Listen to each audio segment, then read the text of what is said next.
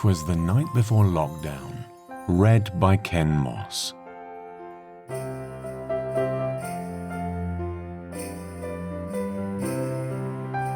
'Twas the night before lockdown, when all through the house, no more than 6 could meet up, except to hunt grouse.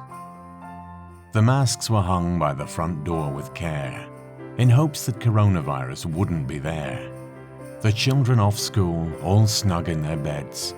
Adults had till 10 p.m. to get off their heads. Shops closed, then reopened, maintain a 2-meter gap. Wash your hands, stand on the doorstep and clap.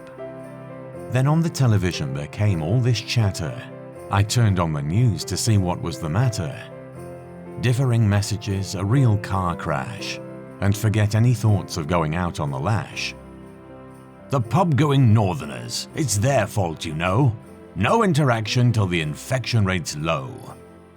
Then what did I spy on this cold winter's night but a government advisor off to test his eyesight? With a personal driver so lively and quick, I knew in a moment he'd come in for some stick. More rapid than eagles, the cronies they came. Boris whistled and shouted and called them by name. Now Cummings, now Mogg, now Gove and Patel. On Raab, on Hancock, on Sunak as well. 3 tiers for the proles, let's have a ball. New rules every day will confuse them all. As questions from a disgruntled populace fly, when swerving an obstacle, give an interview on Sky. So onto the airwaves the self-publicists flew, with a bag full of restrictions, good old Boris too.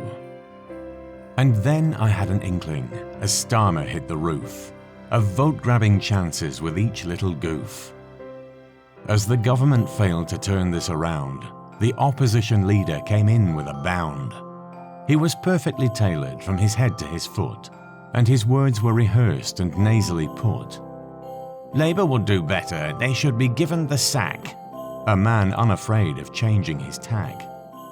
Then wee Jimmy Cranky sang her usual song. Scottish independence, the English are wrong. Wales closed its borders, Northern Ireland too. We'll make our own rules, we know better than you. Boris sat tight and gritted his teeth, following the examples of Thatcher and Heath. He had a tired face but still gave it some welly, because all news about Brexit was not on the telly.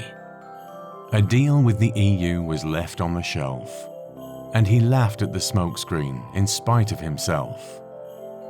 We'll blame it on students, mixing families, Liverpool, even though science said workplace and school.